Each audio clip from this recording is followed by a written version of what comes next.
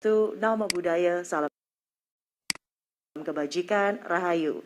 Selamat pagi dan selamat datang di acara Merdeka Belajar episode ke-19 Rapor Pendidikan Indonesia yang dipersembahkan oleh Kemendikbudristek. Saya Widya Saputra, Ibu Bapak izin yang akan memandu jalannya kegiatan kita pada hari ini. Saya juga mohon izin untuk tetap memakai masker dan tidak bosan-bosannya saya ingin mengingatkan kembali jangan pernah lengah karena pandemi masih belum selesai. Jadi mari bersama-sama kita tetap mematuhi protokol kesehatan dengan tetap menjaga jarak, menjauhi kerumunan, mencuci tangan dengan sabun di air mengalir dan memakai masker. Dan telah hadir bersama kita pada pagi hari ini yang kami hormati Menteri Pendidikan, Kebudayaan, Riset, dan Teknologi, Mas Menteri Nadiem Anwar Makarim. Selamat pagi Mas Menteri, salam sehat selalu. Selamat pagi Mbak Widya, apa kabar? Alhamdulillah sehat dan tentunya excited Mas melihat sebuah terobosan nih yang ada lagi di Merdeka Belajar. Iya, saya sangat senang hari ini, very exciting. Oke, thank you Mas Menteri. Dan kita sapa lagi ya Mas Menteri yang juga hadir di sini.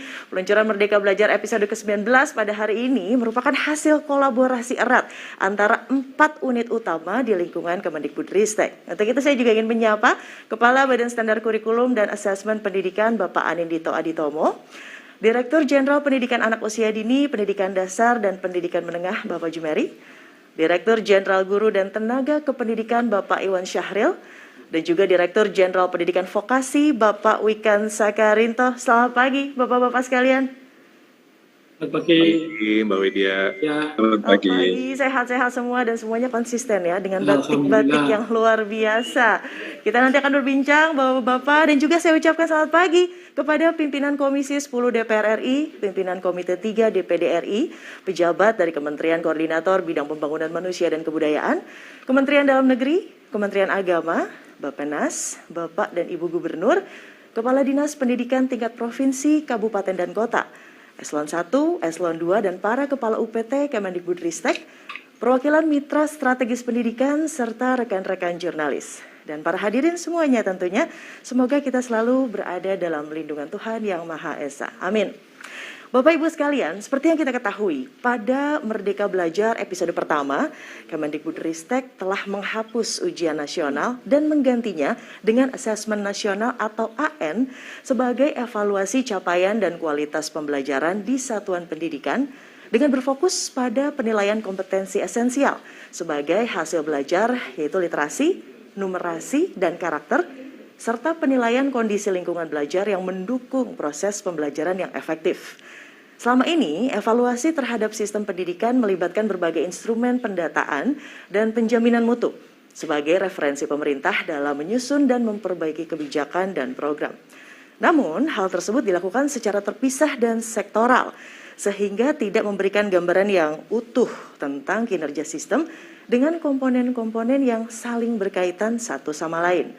Selain itu, banyaknya instrumen tersebut juga sangat merepotkan sekolah dalam proses pengisiannya, sehingga sekolah tidak lagi memiliki waktu dan tenaga untuk melakukan refleksi dari laporan tersebut untuk merencanakan perbaikan. Pengumpulan informasi yang menyita banyak waktu dan tenaga ini tidak akan terjadi jika data-data dari berbagai instrumen yang telah ada dikonsolidasikan dalam satu sistem. Untuk itu pada hari ini, Ibu Bapak, Kemendikbudristek akan meluncurkan platform rapor pendidikan yang menyajikan laporan komprehensif tentang layanan pendidikan untuk satuan pendidikan, daerah, hingga pusat, sebagai bahan refleksi untuk perencanaan perbaikan secara berkelanjutan yang lebih terarah untuk mengatasi masalah-masalah yang ada. Baiklah, sebelum kita mendengarkan penjelasan lebih lanjut tentang Rapor Pendidikan Indonesia, saya ingin mengundang Kepala Badan Standar Kurikulum dan Asesmen Pendidikan untuk menyampaikan laporannya kepada Bapak Anindito Aditomo. Kami persilahkan, Pak Dito. Terima kasih Mbak Widya. Assalamualaikum warahmatullahi wabarakatuh. Salam sejahtera, Om Swastiastu, Namo Buddhaya, Rahayu, salam kebajikan. Terima kasih Mas Menteri atas kesediaannya untuk meluncurkan rapor pendidikan secara resmi dalam Merdeka Belajar episode ke-19 ini. Merdeka Belajar pagi ini menjadi tonggak penting dalam upaya kita untuk mentransformasi sistem evaluasi dan penjaminan mutu pendidikan. Yang ini sudah kita mulai pada Merdeka Belajar episode yang pertama kali, yaitu penghapusan ujian nasional dan pengumuman asesmen nasional. Hari ini dapat saya laporkan bahwa hasil asesmen nasional sudah bisa diakses dan digunakan di platform Rapor Pendidikan.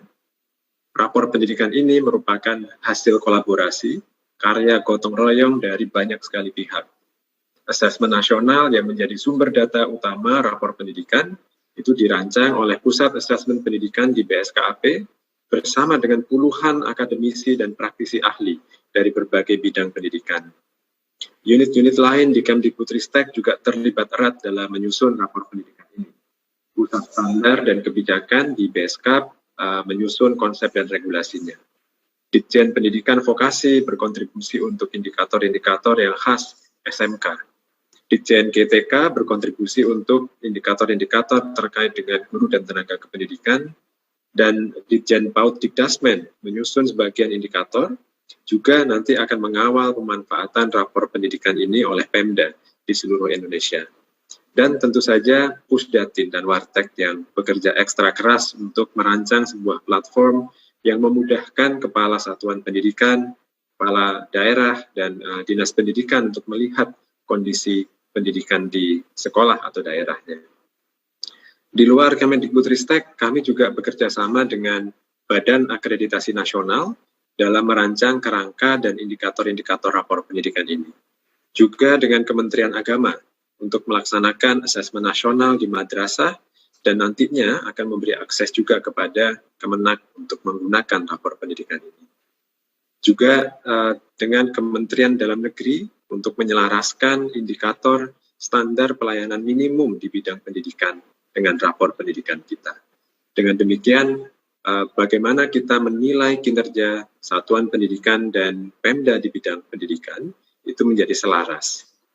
Jadi rapor pendidikan ini adalah hasil karya bersama dari banyak pihak, dan karena itu bagi ini saya gembira sekali melaporkan bahwa ini sudah siap digunakan, bukan hanya untuk memantau dan memetakan kualitas pendidikan secara menyeluruh, tetapi juga yang paling penting memantik refleksi kepala satuan pendidikan dan Pemda untuk meningkatkan kualitas pendidikannya.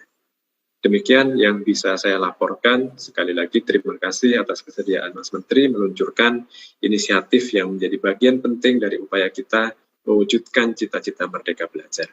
Wassalamualaikum warahmatullahi wabarakatuh. Salam sejahtera, Om Santi Santi Om, salam kebajikan, salam sehat.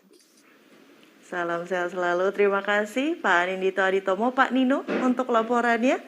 Dan selanjutnya Ibu Bapak kita akan mendengarkan penjelasan tentang Merdeka Belajar episode ke-19 Rapor Pendidikan Indonesia.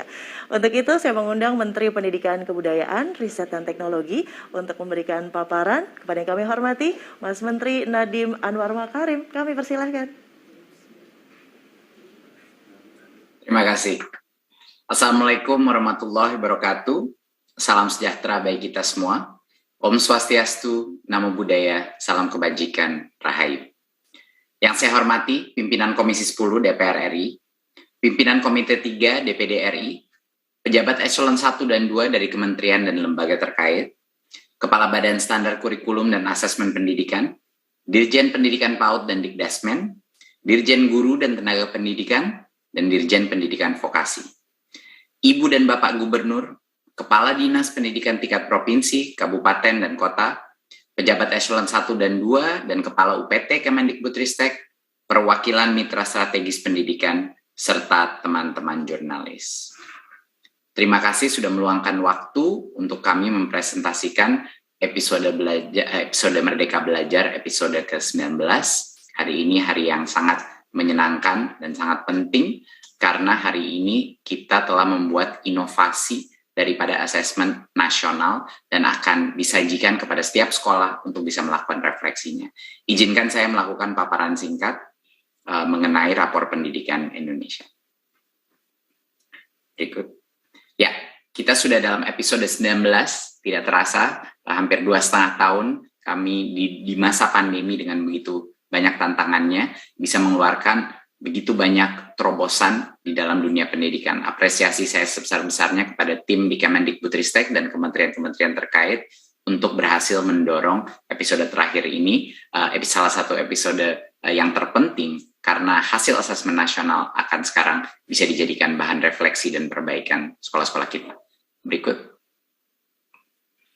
Sebagai konteks, di tahun 2021, Kemendikbudristek ini menyelenggarakan asesmen nasional, salah satu asesmen terbesar menggunakan teknologi, dan saat ini kami menghadirkan platform rapor pendidikan, yaitu hasil daripada asesmen nasional tersebut, dan analisis data lintas sektor untuk setiap sekolah di Indonesia dan untuk setiap Pemda di Indonesia untuk bisa mengevaluasi hasilnya dan melakukan perbaikan. Kita mengintegrasikan begitu banyak data untuk membantu sekolah-sekolah melakukan refleksi dan membenahi sistem dan kualitas pendidikan mereka di daerah-daerah masing-masing. Berikut. Bagi mungkin yang tidak tahu, AN ini adalah suatu asesmen dalam skala yang belum pernah terjadi di sejarah Indonesia. Kita mengakses lebih dari hampir 260.000 sekolah, ya, dari SD sampai tingkat SMA dan sederajat. 3,1 juta guru masuk di dalam survei asesmen nasional ini, dan 6,5 juta murid berpartisipasi. Ya, ini angka yang cukup fantastis dan secara statistik juga sangat signifikan kualitas daripada asesmen ini. Berikut. Apa saja sih perubahannya? Untuk mengingatkan sekali lagi, asesmen nasional dibandingkan dulu yang ujian nasional. Banyak sekali perubahannya. Yang pertama adalah dulu itu ujian nasional hanya mengukur jumlah pemahaman konten. Dan di asesmen nasional, ini sekarang benar-benar kompetensi dasar literasi dan numerasi. Sangat sulit untuk dibimbelkan, bukan mengetes kemampuan anak untuk menghafal, tapi kemampuan anak untuk berpikir secara kritis, bernalar dalam aspek literasi dan numerasi. Perubahan yang kedua adalah ujian nasional dulu juga hanya mengukur kognitif daripada siswa. Sedangkan asesmen nasional ini mengukur berbagai macam nilai-nilai karakter, profil pelajar Pancasila dalam lingkungan belajar sekolah. Dan kita juga mengakses guru-guru. Dan yang ketiga, perubahan terbesar adalah penggunaan teknologi. Belum pernah kita melakukan asesmen nasional yang sepenuhnya 100% berbasis digital dengan mempunyai hasil asesmen yang jauh lebih akurat, valid, dan jauh lebih cepat diolah dan dianalisa berbagai pihak. Dan yang terakhir perbedaannya adalah dulu itu UN belum dilaksanakan di level SD. Dan sekarang kita punya potret lengkap, karena termasuk AN itu termasuk SD. Kita punya potret lengkap dari SD sampai dengan tingkat setara SMA untuk Indonesia. Jadi ini benar-benar instrumen yang baru, dan salah satu instrumen yang paling inovatif di dunia sebenarnya. Kami merasa bahwa kita tidak bisa hanya mengejar ketertinggalan kita, tapi kita harus melompat ke depan untuk menghasilkan inovasi instrumen asesmen kualitas sistem pendidikan yang jauh lebih holistik. Berikut. Nah, pelaksanaan AN ini sejalan dengan prinsip-prinsip perubahan kita. Kita mau orientasi kita kepada mutu, sistem yang terintegrasi, dan bukan malah menambahkan beban administrasi, dan mendorong perbaikan berbasis refleksi. Ini mungkin poin yang terpenting. Berikut. Nah, AN itu, asesmen nasional itu ada 3 instrumen komponennya. Satu adalah kompetensi minimum, AKM, yaitu literasi dan numerasi. Kedua adalah survei karakter berdasarkan profil pelajar Pancasila. Dan ketiga adalah survei lingkungan belajar, di mana kita mengukur kualitas proses pembelajaran, input pembelajaran, perbaikan praktek belajar, iklim keamanan, inklusivitas, dan lain-lain di dalam lingkungan sekolah. Asesmen ini diikuti bukan hanya murid, tapi guru, kepala sekolah, dan di seluruh Indonesia. Berikut. Sekarang kita masuk ke dalam komponen pertama, yaitu AKM, literasi dan numerasi. Berikut. Kita sudah tahu, bahkan sebelum kita melaksanakan asesmen nasional, bahwa Indonesia berdasarkan hasil PISA pun, yaitu tes yang membandingkan negara-negara dari sisi pencapaian literasi dan numerasi, kita tahu kita masih banyak sekali kekurangan. Dan dengan adanya AN, sekarang kita bisa melihat data ini dengan cara yang jauh lebih spesifik dan jauh lebih detail. Kita melihat bahwa capaian kompetensi literasi kita masih perlu banyak perbaikan. Kita melihat di sini yang sebenarnya sudah mencapai kompetensi minimum adalah yang di sebelah kiri ini, yang hijau dan biru. Dan yang merah dan kuning itu sebenarnya masih belum mencapai kompetensi minimum literasi. Jadi kita masih banyak PR untuk bisa meningkatkan ini, terutama di tingkat SD dan SMP. Untuk numerasi, kita melihat ada problem yang lebih besar lagi, di mana 2 dari 3 peserta didik ini belum mencapai kompetensi minimum numerasi. Jadi ini juga PR besar kita untuk meningkatkan daya literasi dan numerasi di seluruh Indonesia. Kenapa ini begitu penting dan fokusnya begitu penting dan gimana caranya kita harus melihat siapa atau sekolah satuan pendidikan mana yang paling membutuhkan? Alasannya adalah slide berikutnya. Kalau kita tidak bisa meningkatkan daya literasi dan numerasi kita, dampaknya kepada keberlangsungan masyarakat itu sangat besar. Ya, anak-anak yang menghadapi tantangan dengan numerasi dan literasi, mereka akan dengan sangat mudah demotivasi. Mereka akan ketinggalan dan akan sulit mengejar ketertinggalan mereka, demotivasi di kelas, dan banyak dari mereka yang akhirnya memutuskan tidak melanjutkan sekolah. Orang tuanya pun akan melihat persepsi itu bahwa anaknya ketinggalan di sekolah dan mungkin lebih baik keluar dari sekolah dan kerja saja. Jadi ini ada dampak sosial yang sangat tinggi terhadap pencapaian literasi numerasi. Kedua adalah daya saing lulusan-lulusan kita di dalam dunia yang berbasis teknologi yang terus berubah, dan daya saing rendah ini akan berdampak kepada daya saing nasional kita, negara kita, daya saing SDM kita di masa depan. Dan juga yang terakhir, salah satu dampak terbesar tingkat literasi dan numerasi yang tidak baik adalah kemampuan kita memproses informasi secara kritis itu akan sangat rendah, sehingga kita akan selalu rentan terhadap hoax, rentan terhadap manipulasi, dan lain-lain. Jadi ini adalah suatu hal yang bukan hanya dari aspek pendidikan, tapi juga dari aspek sosial dan keberlangsungan masyarakat kita ke depannya. Sangat penting untuk kita tangani. Berikut. Kita juga sudah mengetahui bahwa kesenjangan antara Pulau Jawa dan di luar Pulau Jawa itu sangat besar. Dan saat ini kita bisa melihatnya berbasis per kabupaten bahkan per sekolah, bahwa kesenjangan ini adalah suatu masalah kita bersama yang harus kita tangani sebagai pemerintah maupun juga masyarakat. Jadinya ini terlihat di sini capaian kompetensi minimum literasi, ada daerah-daerah yang benar-benar membutuhkan bantuan yang lebih banyak, baik dari pemerintah maupun dari masyarakat. Berikut. Salah satu contoh kita mengambil seberapa besar kesenjangan ini. Kita mengambil contoh salah satu kabupaten di luar Pulau Jawa yang warna merah dibandingkan dengan salah satu kota di Pulau Jawa. Ini adalah rata-rata distribusi skor literasinya. Kita bisa melihat di sini bahwa hampir tidak ada overlapnya. Artinya, di dalam itu kabupaten yang di luar Pulau Jawa, sekolah-sekolah yang terbaik dari sisi skor literasi mereka adalah sama pencapaiannya dengan sekolah-sekolah yang terendah pencapaian literasinya di dalam kota besar di Jawa. Jadi ini hanya untuk menunjukkan bahwa effort kita atau usaha kita untuk menjembatani kesenjangan ini harus menjadi prioritas utama pemerintah dan juga masyarakat, stakeholder pendidikan dalam proses pemulihan pendidikan kita. Berikut. Nah, kita juga melihat di sini bahwa di jenjang SD jumlah sekolah yang membutuhkan intervensi khusus, khususnya di sini adalah di bidang numerasi, itu sangat besar. Dan ini memvalidasi hipotesa kita bahwa semakin mudah kita fokus intervensi kita, semakin besar dampak yang akan dihasilkan. Jadi kita melihat di sini effort kita di tingkat SD terutama harus menjadi fokus atau prioritas daripada intervensi kita, baik dari sisi kurikulum, baik dari sisi modul-modul literasi numerasi, program-program kampus mengajar di mana mahasiswa-mahasiswa datang untuk mengajarkan literasi dan numerasi di daerah. Inilah salah satu alasan kenapa SD itu adalah masa yang terpenting untuk mengkoreksi beberapa isu-isu baik di literasi maupun di numerasi. Jadi ini benar-benar memvalidasi kita punya isu yang lebih besar lagi di tingkat SD. Berikut. Sekarang kita masuk kepada survei karakter. Berikut.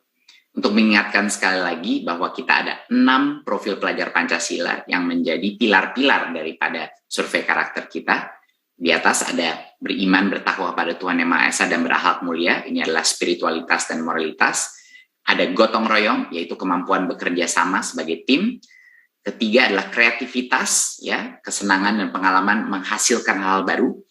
Bernalar kritis, kemampuan problem solving, kemampuan analisa secara logis.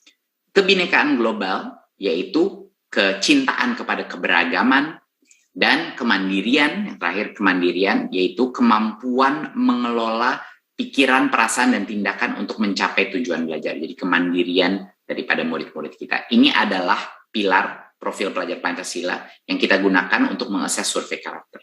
Berikut, sekarang kita lihat survei agregatnya.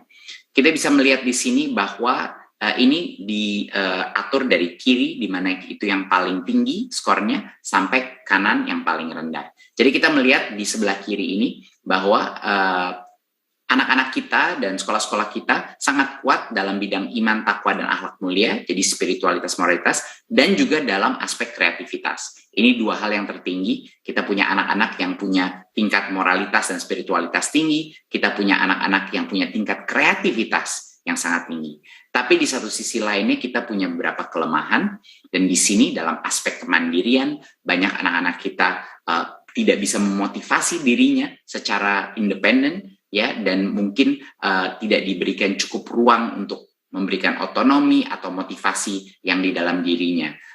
Dan ini suatu aspek yang sangat sulit sebenarnya untuk bisa ditingkatkan tanpa guru-guru dan lingkungan belajar yang mendorong kemandirian siswa, yang mendorong pembelajaran sepanjang hayat.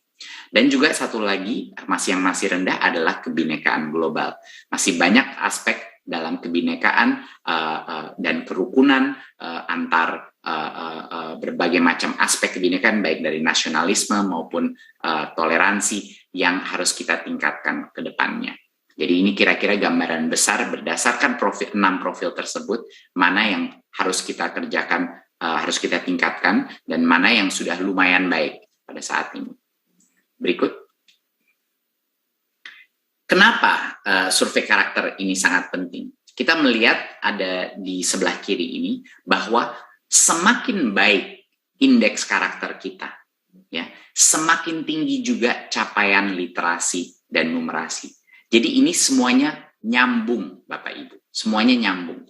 Bahwa kita melihat di sini kategori-kategori, ada untuk sekolah-sekolah yang belum atau belum ada indikasi dari sisi survei karakter yang tinggi, itu juga capaiannya rendah. Sedangkan sekolah-sekolah yang sudah punya pencapaian karakter yang tinggi, sudah berkembang, sudah membudaya, itu literasi dan numerasinya jauh di atasnya. Jadi ini semuanya berkorelasi, Bapak Ibu. Jadi AN ini kita harus melihat kenapa kita mengukur bukan hanya literasi, numerasi, capaian itu, tapi juga karakter. Karena ini semuanya berinteraksi dengan sesama, ya, saling berkorelasi.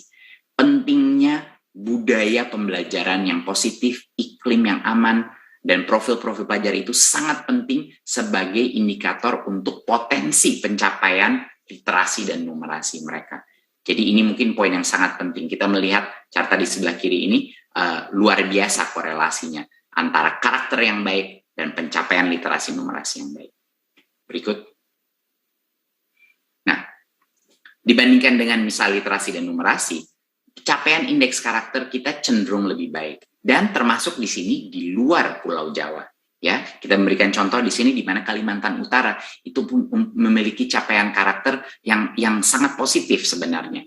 Jadinya ini poin saya adalah bahwa tidak berarti kalau kita masuk di level kabupaten dan lain-lain selalu akan ada outlier yang sedikit berbeda, dan dari situlah kita ingin menganalisanya. Berikut kita melihat salah satu contoh. Ini ada SMP Negeri 2 Pocoranaka di Manggarai Timur di NTT.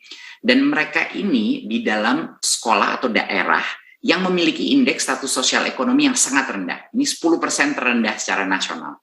Tetapi performa literasi dan numerasinya itu relatif tinggi. Lebih tinggi daripada rata-rata nasional Dan bagi daerah-daerah lainnya yang tingkat sosioekonominya sama, ini pencapaian mereka sangat tinggi. Jadinya ada outlier-outlier seperti ini yang memberikan kita harapan dan juga pembelajaran mengenai apa yang dilakukan sekolah-sekolah di mana mereka overperforming, seperti SMP Negeri 2 Pocoranaka ini. Dan mereka memiliki indeks karakter yang sangat tinggi dari semua subaspek karakter tersebut. Iklim keamanan mereka baik, iklim kebinekaan mereka baik. Dan ini menunjukkan bahwa lingkungan satuan pendidikan yang itu memiliki peran sangat penting dalam mendukung hasil pembelajaran peserta didik. Karakter adalah pencapaian literasi numerasi. Jadi ini duanya nggak bisa dipisahkan. Ya, berikut. Sekarang kita masuk dalam survei lingkungan belajar. Nah, survei lingkungan belajar ini mengukur beberapa faktor yang mempengaruhi hasil belajar peserta didik. Kualitas interaksi antara pendidik dan peserta didik itu diukur. Iklim keamanan, apakah murid-murid merasa aman dan nyaman di dalam satuan pendidikan mereka? Aman dari perundungan, hukuman fisik, pelecehan seksual, narkoba di dalam lingkungan sekolahnya. Dan ini juga mengukur iklim kebinekaan. Bagaimana mereka, satuan pendidikan tersebut menyikapi keberagaman. Apakah keberagaman itu suatu hal yang positif, perbedaan individu, identitas, latar belakang, dan lain-lain. Dan komitmen kebangsaan mereka. Jadi ini juga satu instrumen yang sangat penting. Berikut. Kita bisa melihat di sini bahwa pendidik di Indonesia itu relatif baik dalam bentuk dukungan afektif, tapi masih kurang baik dalam manajemen kelas dan aktivasi kognitif. Dukungan afektif, di mana lumayan positif, itu adalah kepercayaan guru kepada potensinya siswa. Dia perhatikan nggak siswa itu, ya, dan dia memberikan nggak umpan balik yang konstruktif itu. Kalau ini lumayan, tetapi di bidang manajemen kelas, yaitu disiplin positif, keteraturan suasana kelas, bagaimana mengatur atensi daripada murid-murid itu dalam kelas, masih banyak perbaikan yang harus terjadi. Dan dalam aspek aktivasi kognitif, itu pembelajaran yang sifatnya interaktif, sesuai dengan kemampuan peserta didik, memastikan bahwa ada diferensiasi dalam kelas, ada hal-hal aktivitas yang lebih menyenangkan dan engaging dan interaktif, ini kita masih butuh perbaikan yang sangat besar. 67% masih kurang dalam aspek ini. Dan ini adalah hasil survei dengan guru-gurunya, ya, dengan guru-gurunya yang mengakui bahwa ini masih kekurangan mereka. Terutama instruksi yang adaptif ini yang masih sangat rendah. Ya. Berikut. Nah, ada suatu hal yang sangat penting untuk dikomunikasikan. Di sebelah kiri ini adalah perbandingan penilaian murid dan penilaian guru. Penilaian murid itu adalah yang hijau tua, penilaian guru itu yang hijau muda sebelah kiri. Dari berbagai aspek daripada indikasi survei lingkungan belajar. Dari sisi ekspektasi akademik, umpan balik konstruktif. Poinnya di sini adalah ada gap atau perbedaan persepsi yang sangat besar antara apa yang murid-muridnya merasa adalah kualitas dan apa yang gurunya merasa adalah kualitas. Nah, ini sangat penting karena ini akan menjadi bahan refleksi bagi guru. Banyak guru merasa situasi di dalam sekolah mereka sudah baik, sudah oke. Tetapi murid-muridnya tidak merasa itu. Dan kenapa ini penting? Sekarang kita lihat ke sebelah kanan. Kita melihat di sebelah kanan ini adalah korelasi antara penilaian murid dan penilaian guru dibandingkan dengan pencapaian literasi dan numerasi.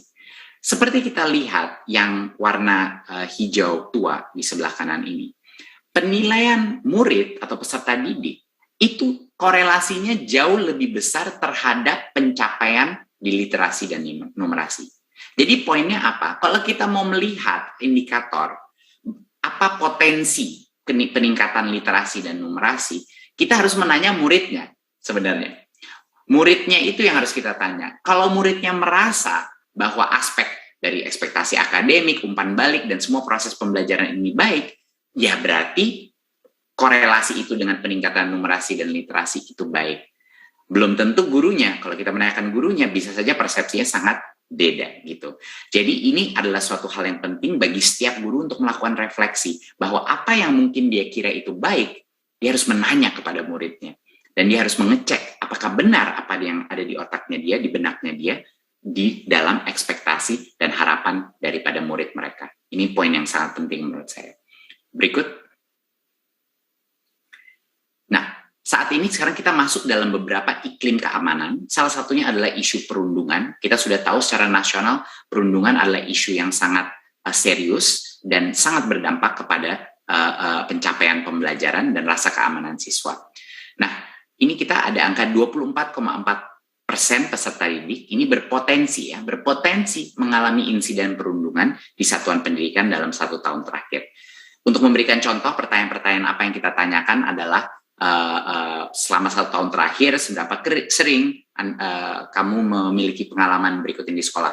Saya dipukul atau ditendang, saya diancam siswa lain mengambil atau merusak barang milik saya, dan lain-lain. Jadi ini kita bisa melihat bahwa isu perundungan harus menjadi salah satu fokus utama kita untuk menjaga keamanan siswa-siswa kita. Berikut. Salah satu hal yang sangat menarik mengenai insidensi perundungan ini, kita melihat bahwa ada korelasi yang sangat tinggi antara tingkat pemahaman sekolah tersebut dari konsep perundungan itu dengan insidensi atau kejadian perundungan. Jadi kita lihat ini chart di sebelah kanan ini. Di sebelah kiri adalah kategori sekolah-sekolah yang punya pemahaman yang rendah mengenai konsep perundungan.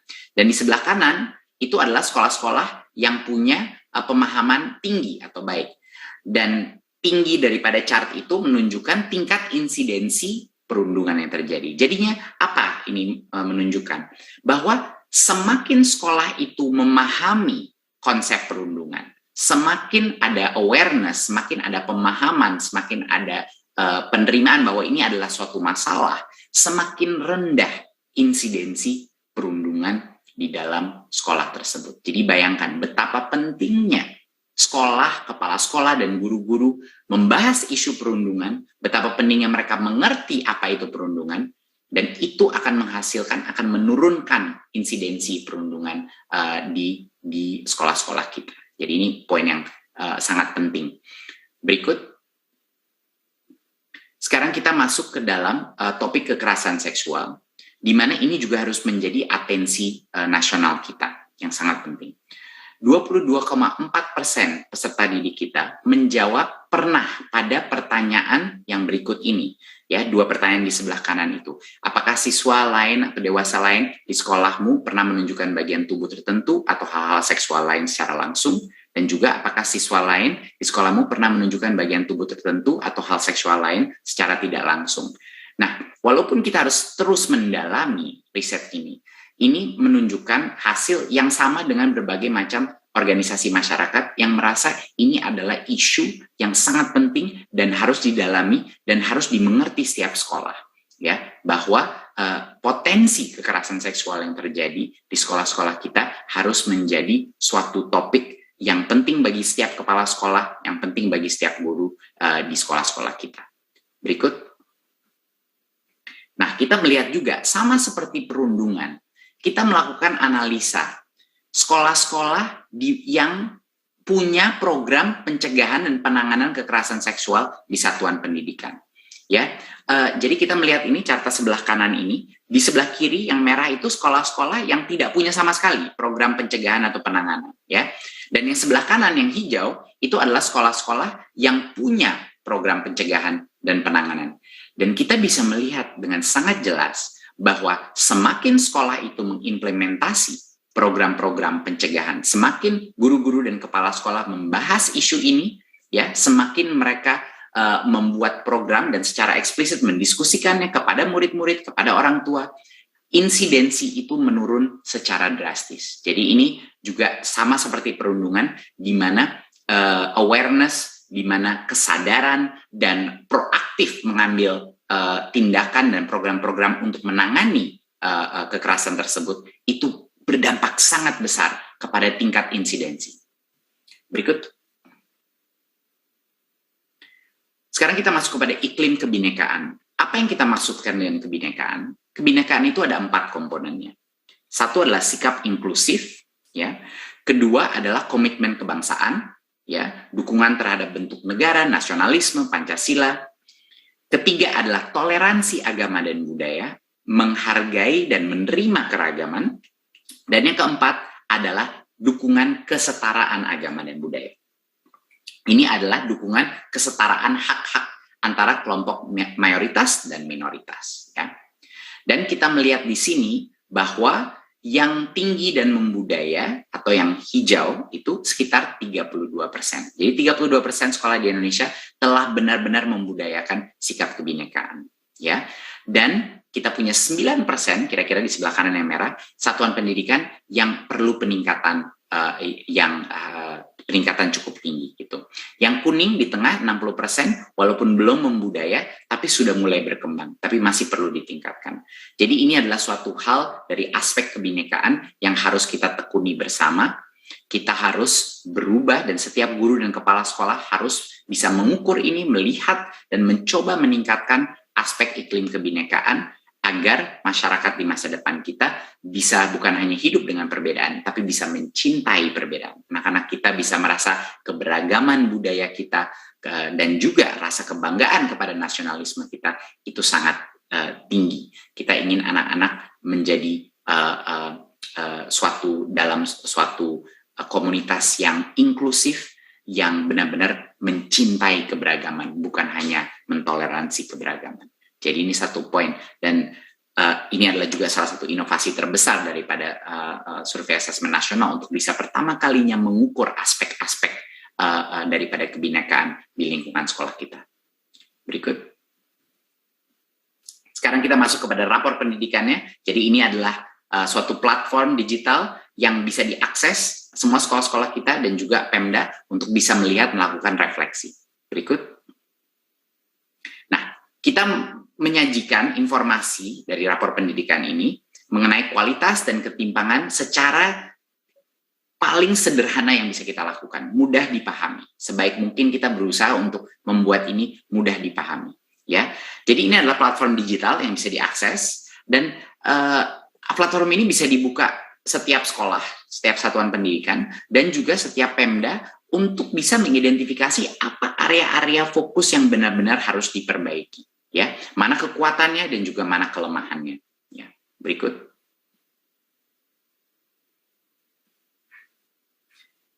Apa saja sih yang ada di dalam rapor pendidikan? Di dalam rapor pendidikan ini mengandung semua dari 8 standar nasional pendidikan, baik dari output, dari proses, dan juga input. Jadi semua komponen daripada standar nasional pendidikan kita sudah masuk di dalam rapor pendidikan kita. Ya, di mana dari output ada standar kompetensi lulusan, dari proses, standar isi, standar proses, dan juga dari input, standar GTK, standar pembiayaan, dan standar Sarpras. Ini sudah masuk dalam rapor pendidikan yang bisa diakses secara digital. Berikut. Rapor pendidikan ini hadir bagi setiap sekolah dan juga hadir bagi setiap dinas pendidikan. Dan itu jenis tayangannya juga berbeda. Di mana per sekolah mereka hanya bisa melihat di sekolahnya, tapi untuk setiap daerah mereka bisa melihat agregasi dan juga individu dari sekolah-sekolah yang di bawah daerahnya dia. Berikut. Dan satuan pendidikan, dan ini adalah suatu hal yang membuat saya sangat semangat ya, karena pertama kalinya sekolah-sekolah akan bisa melihat secara detail elemen-elemen per dimensi. Setiap sekolah bisa memilih satu metrik, dia bisa menganalisanya, dia bisa menggali, dan dia juga bisa melihat perbandingan capaian dia antara misalnya di dalam kabupaten kotanya. Jadi dia bisa melihat perbandingan dengan rata-rata di kabupaten kotanya, dia bisa melihat perbandingan dengan sekolah-sekolah lain secara nasional yang tingkat sosioekonominya sama. Ada berbagai macam jenis perbandingan, di mana ini masih melindungi privacy atau confidentiality daripada datanya sekolah tersebut, tapi dia juga bisa mendapatkan indikasi saya ini di mana di posisinya, dari daerah saya maupun juga dari sisi nasional, dari setiap ukuran metrik tersebut. Jadinya semua kepala sekolah dan guru-guru nantinya bisa hanya mengklik setiap poin itu, kalau dia mau double klik, dia mau mendalami satu aspek, dia bisa melihat di situ, dan harapannya ini akan menimbulkan diskusi di antara guru-guru, kepala sekolah dan guru untuk mulai menciptakan sesi-sesi brainstorming untuk bagaimana caranya meningkatkan angka-angka tersebut. Pastinya ini akan membutuhkan proses pembelajaran di awalnya, tapi akan kami bantu dan kami bimbing. Berikut. Dinas pendidikan pun bisa melihat semua sekolah-sekolah di bawah daerahnya mereka. Mereka bisa melihat performanya, mereka bisa melihat mana area-area yang paling lemah, mana area yang lumayan baik, dan ada berbagai macam filter untuk melihat, mau melihat jenjangnya mana, mau melihat aspek komponen pengukuran yang mana, instrumen yang mana, itu semuanya bisa, karena digital, semuanya bisa diganti-ganti dan di customize berdasarkan apa yang lagi dicari oleh setiap dinas pendidikan. Berikut. Dan salah satu fitur yang sangat menarik adalah semua pengguna ini bisa mengunduh data lengkap. Jadi sekolah pun bisa mengunduh ya dalam bentuk Excel misalnya, dinas pendidikan juga bisa untuk melakukan pengolahan data lebih lanjut. Jadi bagi sekolah-sekolah atau pemda-pemda yang ingin melakukan analisa yang lebih mendalam, mereka bisa mendownload data tersebut dan menganalisa datanya. Berikut. Jadi rapor pendidikan ini adalah hadir untuk membantu sekolah-sekolah mengatasi permasalahannya. Ya, dulu itu satuan pendidikan itu terbebani oleh banyak sekali lembar evaluasi. Banyak yang bingung dengan begitu banyaknya instrumen evaluasi yang ada. Ya, dan juga lembar evaluasi tersebut menghasilkan hasil-hasil yang beragam, berbeda. Dan kadang-kadang hasilnya itu bertentangan sesama dengan yang lainnya. Jadinya ini sangat membingungkan bagi sekolah-sekolah kita. Dan akibatnya sekolah kita tidak memahami sebenarnya apa sih yang harus saya perbaiki, apa sih yang harus saya prioritaskan. Gitu. Berikut. Nah, pemerintah pusat dan daerah juga sangat sulit memberikan pendampingan kepada satuan pendidikan. Instrumennya banyak dan juga kadang-kadang kurang komprehensif. Ya, satuan pendidikan jadi tidak memperhatikan hal yang terpenting gitu, tidak mengambil aksi sejalan. Dan karena itu pemerintah pun juga kesulitan, pemerintah daerah juga kesulitan untuk memberi bantuan spesifik kepada satuan pendidikan, tergantung kepada kebutuhannya. Berikut. Oleh karena itu, rapor pendidikan ini, yaitu platform digital ini, mencoba memperbaiki proses itu. Yang dulunya ada berbagai macam sumber evaluasi, dokumen, dan lain-lain, sekarang hanya AN dan Dapodik ya, yang menjadi acuannya. Tidak ada lagi pengisian borang-borang tambahan lagi. Ya, ini adalah hal yang sangat mengurangi beban administratif daripada sekolah dan tidak membingungkan. Dulu hasil evaluasinya beragam, sekarang evaluasinya hanya satu. Jadi hanya satu dokumen yang bisa dilihat untuk mengetahui di mana sekolah saya sekarang berada. Dan dulu itu mengukur berbagai macam hal, ya. Banyak sekali, malah kebanyakan yang diukur dan sangat merepotkan bagi masing-masing sekolah. Dan sekarang kita hanya mengukur hal-hal yang kunci, dan di dalam semua hal-hal itu pun kita akan memberikan prioritasi kepada sekolah. Di mana yang paling merah, mana yang harus ditingkatkan, dan lain-lain. Berikut. Cara mengaksesnya gimana? Semua kepala sekolah dan dinas pendidikan bisa mengaktifasi akun pembelajaran-belajar.id dan mengaksesnya di raporpendidikan.kemdikbud.go.id ya. Dan di sini juga ada yang format visual secara untuk publik, bisa juga diakses di sini ya. Tentunya harus menggunakan akun belajar.id. Berikut. Jadi rapor pendidikan ini adalah hasilnya untuk mencari akar permasalahan. Untuk guru-guru dan kepala sekolah duduk-duduk dan refleksi, melihat ini, berdiskusi, berdebat mengenai apa yang harus dilakukan, dan didiskusikan. Ini harus konstruktif ya, dengan berbagai pemangku kepentingan pendidikan. Rapor pendidikan ini bukan untuk menghukum dan mencari salah. Ini poin yang sangat penting. Ini bukan untuk menghukum, oh ini salah Anda, ini salah kita, ini salah. Bukan itu maksudnya rapor pendidikan. Rapor pendidikan bukan untuk ranking satu daerah dan daerah lain. Ya. Dan ini bukan untuk membanding-bandingkan pencapaian. Rapor pendidikan adalah dokumen di mana setiap sekolah bisa duduk dan menggunakan data yang holistik dan komprehensif, menganalisa dan melakukan refleksi, dan mengajukan perubahan yang tepat untuk sekolahnya masing-masing. Dan untuk Pemda-Pemda untuk bisa melihat bagaimana caranya membantu. Jadi ini adalah perubahan paradigma, Bapak Ibu.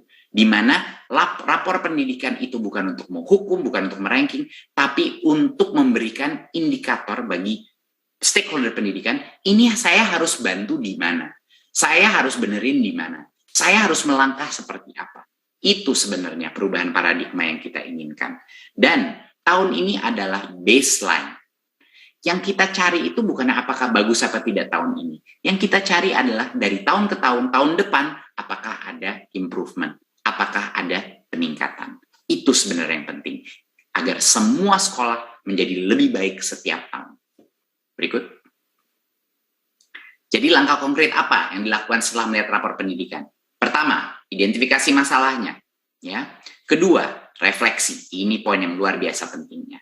Ya, refleksi di masing-masing daerah, di masing-masing sekolah. Dan tiga, akhirnya menyusun kegiatan, membuat suatu rencana, ya, menyatukannya dan menyelaraskan dengan anggarannya. Bagaimana, apa yang akan kita lakukan, apa yang akan kita prioritaskan. Ini adalah era baru, di mana pertama kalinya perencanaan berbasis data yang komprehensif dan accessible secara digital bisa menjadi realita untuk sekolah-sekolah kita. Berikut. Nah, kita akan bantu. Kemendikbudristek akan membantu. Kami akan memfasilitasi setiap sekolah dan Pemda untuk melakukan perencanaan berbasis data ini. Kita ada bimbingan teknis, ya, untuk masing-masing sekolah akan dilakukan mulai bulan April. Sepanjang tahun 2022, kita akan terus memberikan bimbingan teknis dan pendampingan. Kedua, kita akan memberikan dukungan materi untuk belajar mandiri. Ada berbagai macam akses materi-materi modul-modul yang disiapkan sehingga Pemda dan sekolah-sekolah bisa mengerti apa yang dimaksudkan dengan perencanaan berbasis data. Dan tiga adalah pusat bantuan. Ya, untuk menjawab semua pertanyaan terkait rapor pendidikan, kita akan bisa menerima pertanyaan, komen, dan lain-lain untuk bisa melayani semua sekolah-sekolah di daerah dan Pemda-Pemda yang membutuhkan klarifikasi mengenai apa itu rapor pendidikan dan elemennya di dalamnya.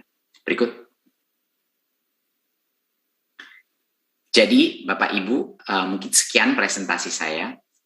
Di ujung-ujungnya, rapor pendidikan itu adalah suatu instrumen, suatu alat untuk satu, mengidentifikasi, dua, melakukan refleksi diri, dan tiga, untuk membenahi sistem pendidikan kita. Ini akan memberikan bukan hanya data, tapi kekuatan bagi setiap sekolah secara mandiri untuk bisa memperbaiki dirinya dengan suatu data yang terpadu, terintegrasi, dan mudah dipahami. Ini harapan besar kita untuk Indonesia, ini harapan besar kita untuk generasi penerus bangsa. Terima kasih. Wassalamualaikum warahmatullahi wabarakatuh. Waalaikumsalam warahmatullahi wabarakatuh. Sangat komprehensif sekali penjelasannya Mas Menteri, dan akan lebih lengkap kalau Mas Menteri sekaligus juga meresmikan Merdeka Belajar episode ke-19 rapor pendidikan. Silakan Mas Menteri. Terima kasih. Dengan ini saya secara resmi meluncurkan rapor pendidikan Indonesia. Terima kasih.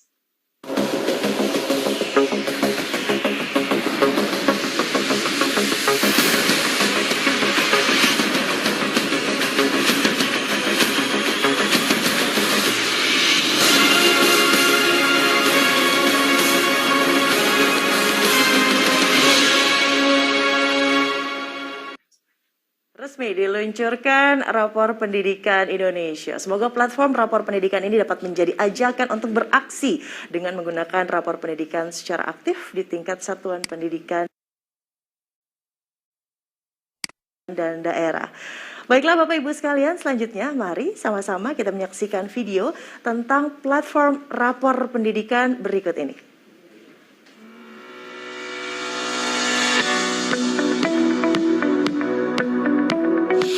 Di suatu pagi, Pak Dion, yang merupakan Kepala SD Merdeka Belajar, sedang melihat hasil evaluasi sekolahnya. Dari hasil evaluasi menunjukkan bahwa kemampuan numerasi sekolahnya belum mencapai batas kompetensi minimum. Ia pun mulai berpikir berbagai cara untuk memperbaiki capaian numerasi di sekolahnya. Pada waktu yang bersamaan, Budian memiliki kekhawatiran yang berbeda sebagai kepala SMP Gotong Royong. Data evaluasi yang ia dapatkan menunjukkan bahwa sekolah tempat ia mengabdi memiliki masalah dengan iklim keamanan. Perundungan merupakan salah satu isu penting yang perlu diatasi segera. Di sisi lain, Bu Sari, Kepala SMA Indonesia Maju, sedang melihat hasil asesmen nasional yang menunjukkan capaian asesmen kompetensi minimum sekolahnya sangat baik. Namun, pada bagian survei karakter, sekolahnya memiliki hasil capaian yang masih kurang baik. Pak Dion, Budian, dan Bu Sari dengan para guru mulai membuka platform rapor pendidikan. Mereka merefleksikan capaian sekolahnya, lalu menganalisis faktor-faktor yang mempengaruhi hasil tersebut. Hasil analisis tersebut menjadi dasar mereka menyusun program dan kegiatan melalui perencanaan berbasis data. Perencanaan berbasis data merupakan program Kemendikbudristek yang mendorong perbaikan kualitas pendidikan lebih terarah dan efektif. Dari hasil analisis, Pak Dion menemukan bahwa faktor yang mempengaruhi hasil kemampuan numerasi di sekolahnya adalah karena metode belajar yang kurang interaktif. Pak Dion dan para guru pun merencanakan untuk lebih melibatkan murid-murid untuk mendukung proses belajar mengajar di sekolahnya. Hal yang serupa terjadi pada Budian dan para guru di SMP Gotong Royong. Mereka menemukan bahwa masalah perundungan di sekolahnya terjadi karena berawal dari ejekan antar murid. Mereka pun merencanakan untuk mengadakan kegiatan diskusi rutin yang interaktif dan menarik bagi para murid tentang perundungan dan meningkatkan kualitas layanan bimbingan konseling. Bu Sari yang sekolahnya memiliki kekurangan di aspek karakter juga menemukan bahwa ternyata hal tersebut dikarenakan kurang adanya kolaborasi dan kepedulian sosial antar muridnya. Mereka pun merencanakan untuk membuat pembelajaran berbasis proyek sosial secara berkelompok agar para murid dapat bersosialisasi dan bergotong royong lebih baik lagi. Rencana kegiatan yang dibuat diaplikasikan dengan melibatkan seluruh warga sekolah di lingkungan SD Merdeka Belajar, SMP Gotong Royong, dan SMA Indonesia Maju. 1 tahun kemudian, Pak Dion, Budian, dan Bu Sari kembali melihat rapor pendidikan milik sekolahnya. Hasilnya menunjukkan bahwa terjadi peningkatan yang signifikan pada hasil capaian sekolah mereka. Pak Dion, Budian, dan Bu Sari merasa sangat senang dan merasakan manfaat dari rapor pendidikan. Mari gunakan platform rapor pendidikan untuk introspeksi secara menyeluruh dalam menyelesaikan persoalan pendidikan sesuai akar masalah demi perbaikan yang berkelanjutan dan peningkatan kualitas pendidikan Indonesia. Rapor pendidikan. Identifikasi, refleksi, benahi.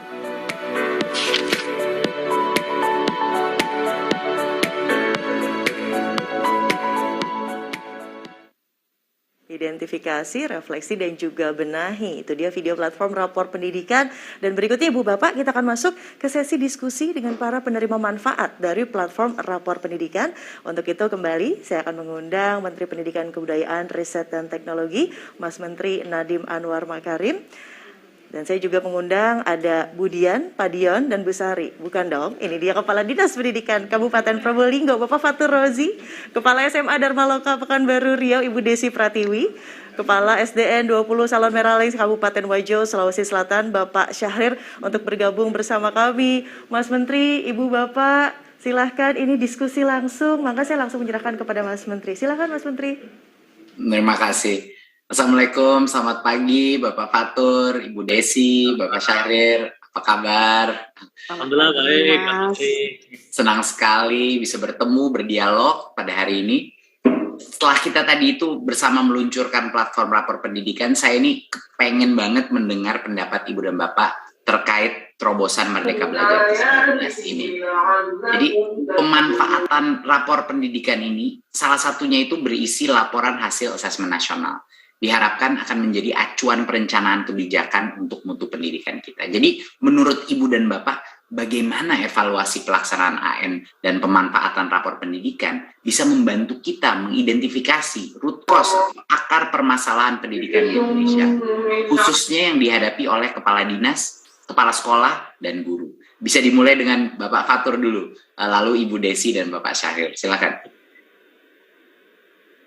Baik, terima kasih. Assalamualaikum warahmatullahi wabarakatuh. Selamat pagi, Mas Menteri dan Bapak sekalian yang berbahagia.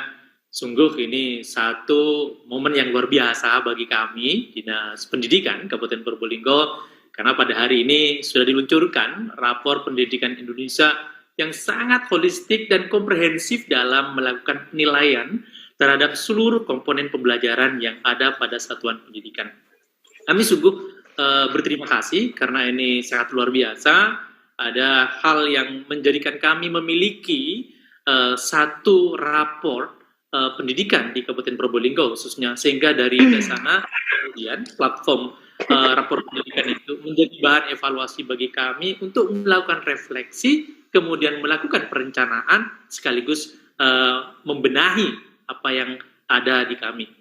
Ini begitu detail. Kami sudah membuka, Pak Mas Menteri, terkait dengan rapor pendidikan yang ada di Kabupaten Probolinggo, begitu detail, apakah itu terkait dengan hasil asesmen nasionalnya, terkait dengan kemampuan literasi, numerasi, maupun karakternya, hingga kemudian lingkungan belajar. Ini begitu detail, kita ini ada di setiap dimensinya begitu jelas, indikator-indikator dimensinya juga begitu jelas. Dan ini sangat membantu kami dalam proses perencanaan sekaligus penganggaran, sehingga intervensi program dan kegiatan yang akan kami laksanakan itu betul-betul tepat sasaran dan nanti akan menjadi improvement bagi peningkatan mutu pendidikan di Kabupaten Probolinggo. Sekali lagi saya sangat mengapresiasi terkait dengan kondisi ini sesuatu yang luar biasa. Itu yang pertama, Mas Menteri. Sekali lagi terima kasih, salut untuk Mas Menteri Nadiem Anwar Makarim. Terima kasih.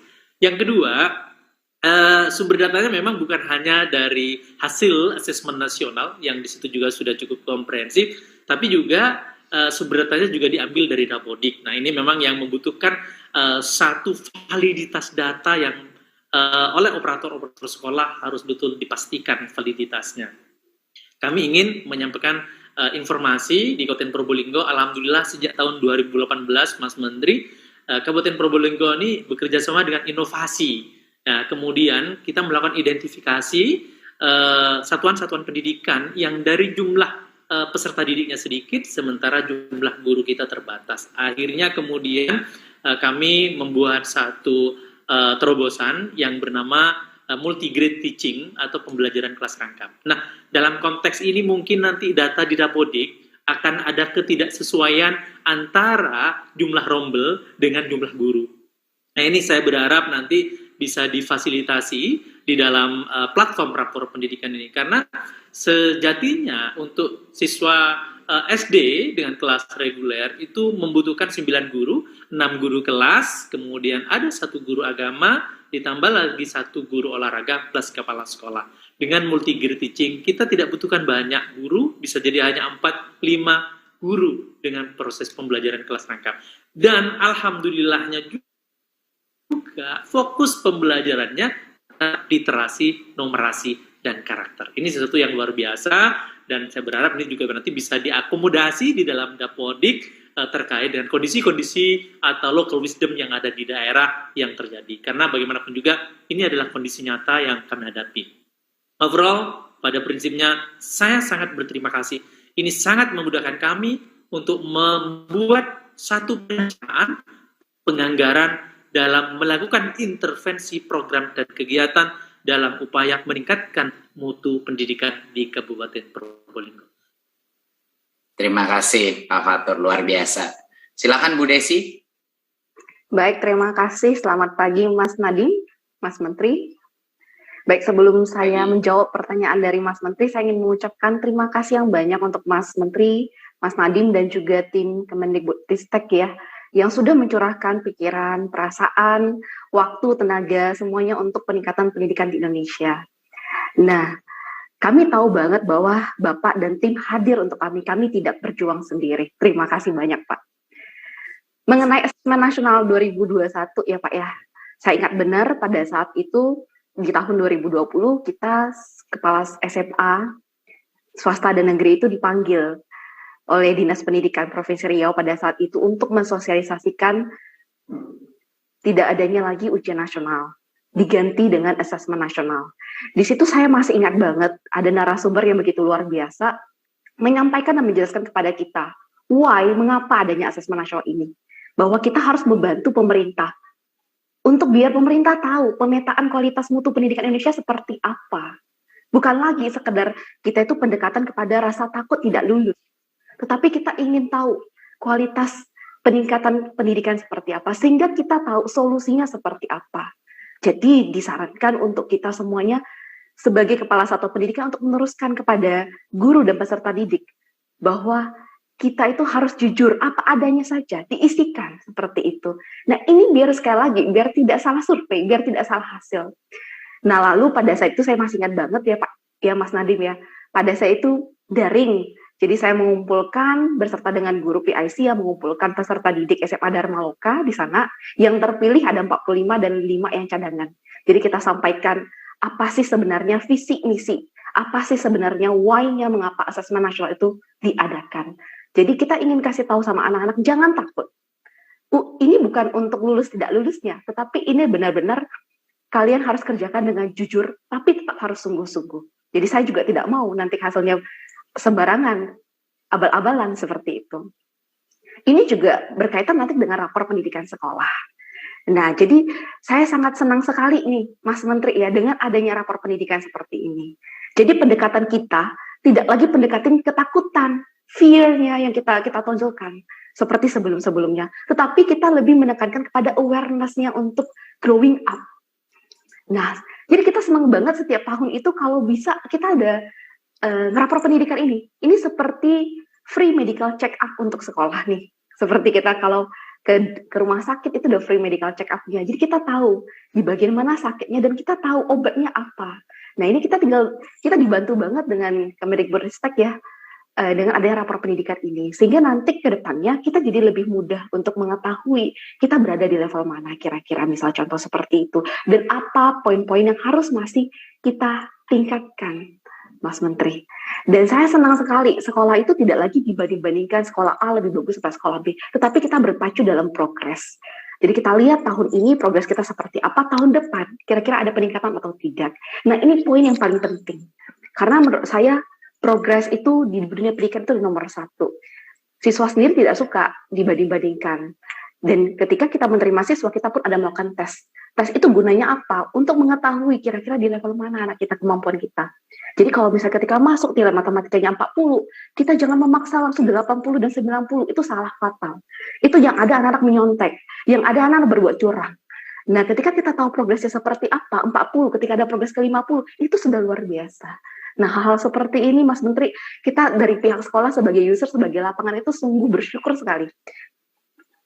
Gak cuman kita yang harus berpikir, tapi ternyata kita tuh dibantu banget dan tersedia semuanya sudah. Saya lihat kemarin di rapor pendidikan itu sangat lengkap sekali ya, Mas Menteri ya, dari numerasi, literasi, karakter dan sebagainya, dan juga ada guru penggerak, iklim dan sebagainya. Dan kita sangat terbantu sekali karena tidak mudah membuat survei, tidak mudah menganalisis data. Tidak mudah membuat indikator-indikator soal itu sehingga bisa valid, itu tidak mudah, dan kita sekarang sudah dibantu banget dengan pemerintah, dan saya yakin Indonesia memiliki Mas Menteri yang luar biasa dan timnya ya bisa lebih maju lagi. Terima kasih. Terima kasih Mbak Desi. Saya suka itu analogi medical check up gratis buat sekolah-sekolah. Itu lumayan tepat itu. Kita juga pernah menggunakan analogi itu. Dan silakan Pak Syahrir. Bismillahirrahmanirrahim. Assalamualaikum warahmatullahi wabarakatuh. Mas Menteri dan teman-teman sekalian, ini suatu kehormatan buat saya sebagai kepala sekolah di tempat yang sangat terbentur sekali, Pak Menteri. Sekolah kami itu bentuknya seperti rumah panggung. Itu rumah panggung. Kemudian kami berdiri di atas danau TMP. tempat kami itu 5-6 jam dari Kota Makassar ke Kabupaten Wajo.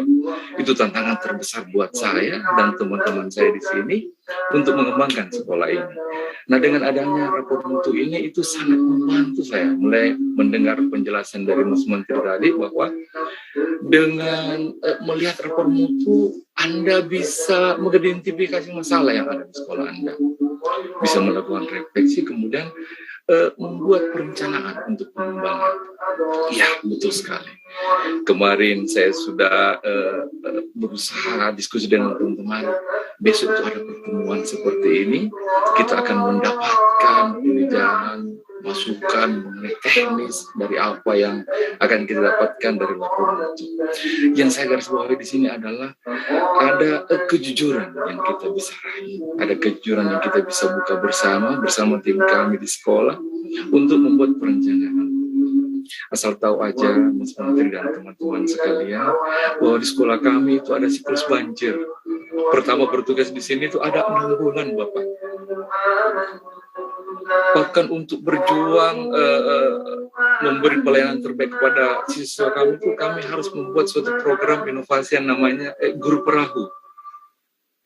Kami mendatangi mereka, membawa buku, membawa apa dan semuanya untuk pelayanan maksimal kepada mereka.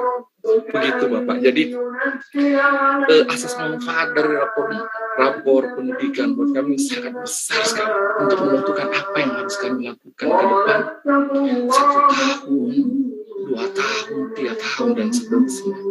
Dengan lapor mutu ini kami berharap bisa mengembangkan sekolah kami, minimal di situ, mengembangkan guru-guru kami. Dan sebagai masukan untuk Bapak dan teman-teman sekalian bahwa sebenarnya menurut kami di sekolah ini itu yang kami sangat butuhkan adalah pengembangan kompetensi guru.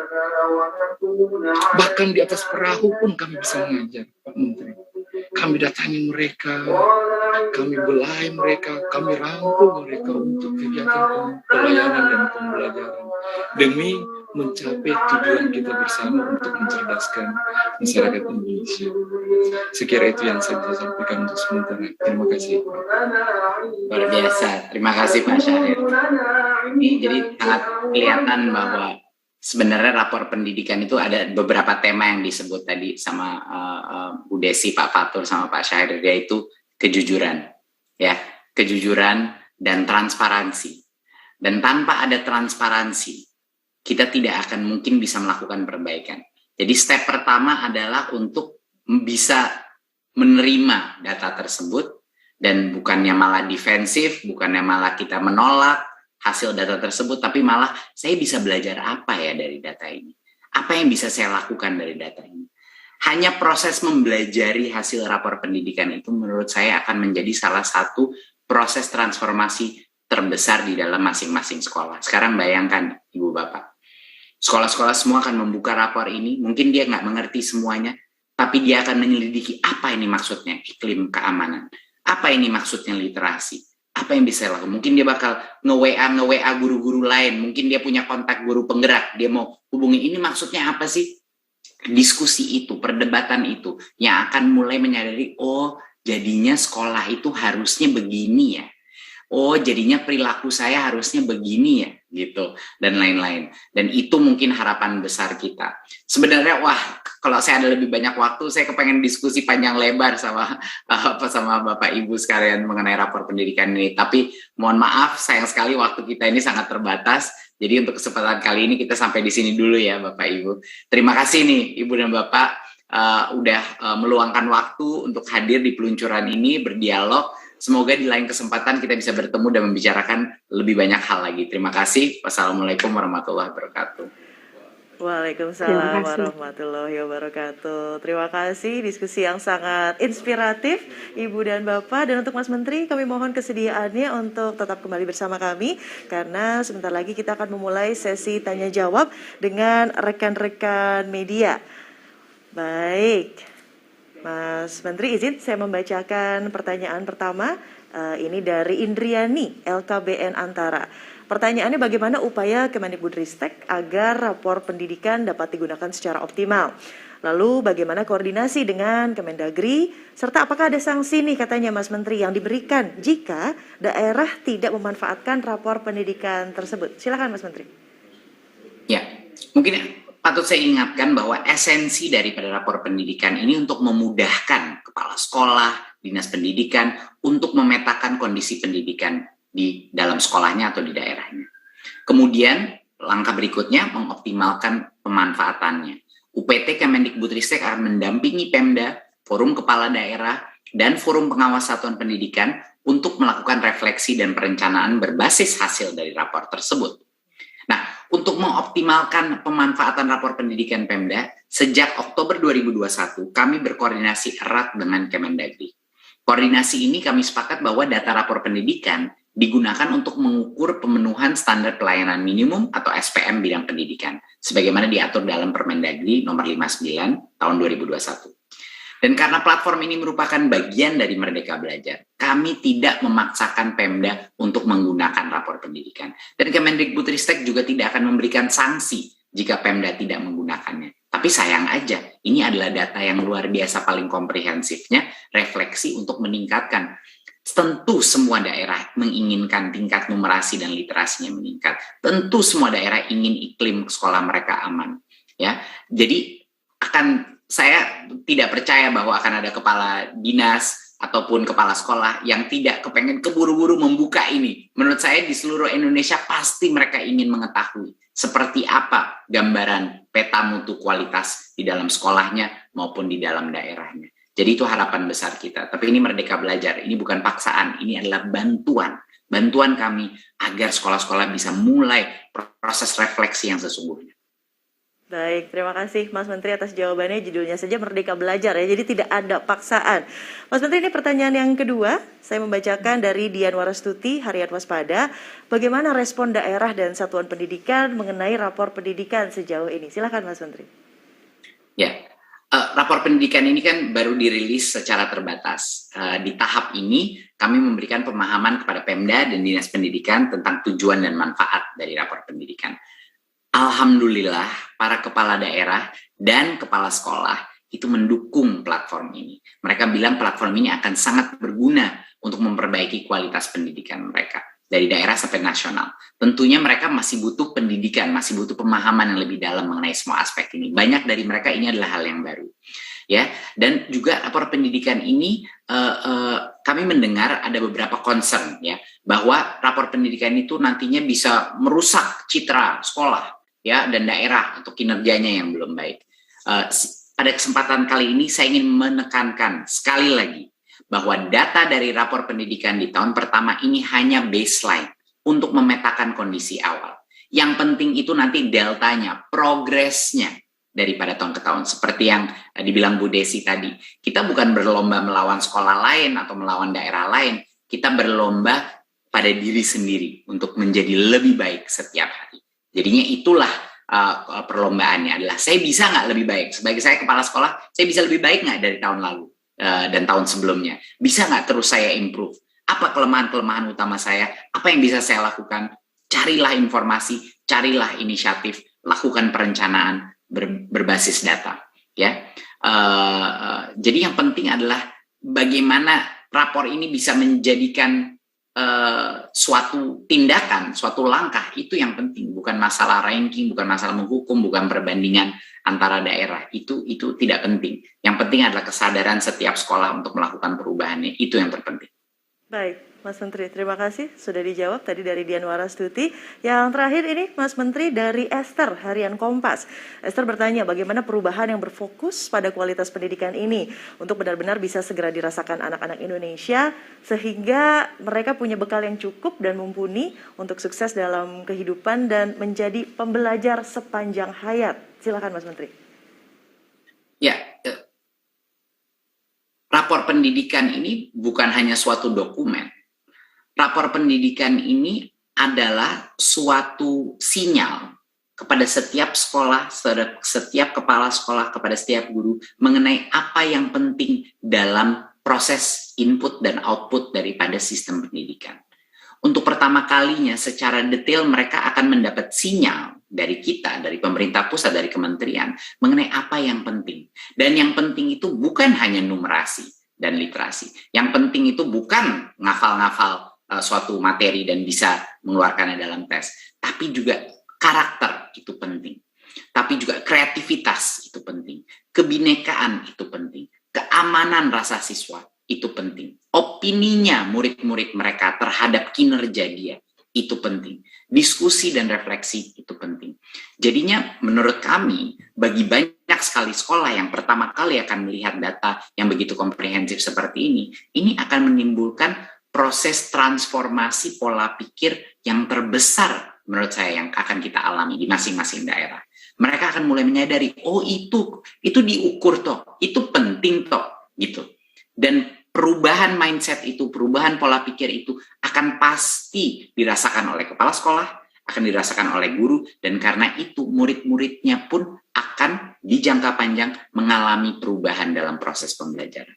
Pertanyaan-pertanyaan yang kita tanyakan mengenai proses pembelajaran itu sangat mendetil mengenai apakah guru itu melakukan kelas yang interaktif, apakah guru itu membuat anak merasa aman, apakah guru itu membiarkan anak itu beropini, berbicara, dan membiarkan mereka melakukan kesalahan, dan itu nggak apa-apa.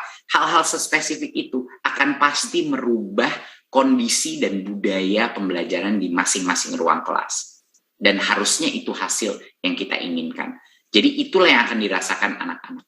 Bagi sekolah-sekolah yang mungkin merasa, ada kerawanan terhadap perundungan atau hal-hal keamanan lainnya, itu pasti kepala sekolah dan guru-gurunya akan mengambil langkah apa ya yang bisa saya lakukan untuk mengurangi misalnya insidensi perundungan di dalam sekolah saya. Itu akan ada dampak nyata dan cepat menurut saya kepada masing-masing lingkungan sekolah. Mereka akan mengambil tindakan tersebut. Jadi benar-benar ini ada di tangannya masing-masing sekolah. Kalau sekolah itu ingin melakukan perubahan, dia akan bisa menggunakan rapor pendidikan ini untuk maju. Kalau sekolah itu tidak ingin melakukan perubahan, ya tentunya sekolah itu akan stagnan di level yang itu saja. Tapi paling tidak, sekarang dia mengetahui mana kelemahannya, dan kepala dinasnya pun mengetahui di mana kelemahan sekolah tersebut. Jadi itu sebenarnya koneksi antara rapor ini dan perubahan yang terjadi di ruang kelas. Terima kasih Mas Menteri, itu dia tadi pertanyaan terakhir. Saya yakin semua peserta di sini riuh rendah tepuk tangan untuk akhirnya diluncurkan juga rapor pendidikan Indonesia. Terima kasih sekali lagi Mas Menteri untuk semua jawaban yang sudah diberikan. Semoga penjelasan tadi juga akan semakin meningkatkan pemahaman kita semua tentang platform rapor pendidikan. Dan tidak terasa Ibu Bapak, kita sudah berada di penghujung acara pada pagi hari ini. Semoga dengan platform rapor pendidikan ini kita dapat sama-sama memulihkan pembelajaran dan memperbaiki kualitas pendidikan di Indonesia. Saya ucapkan sekali lagi terima kasih kepada Mas Teknologi, Mas Menteri Nadiem Anwar Makarim, Kepala Badan Standar Kurikulum dan Asesmen Pendidikan, Bapak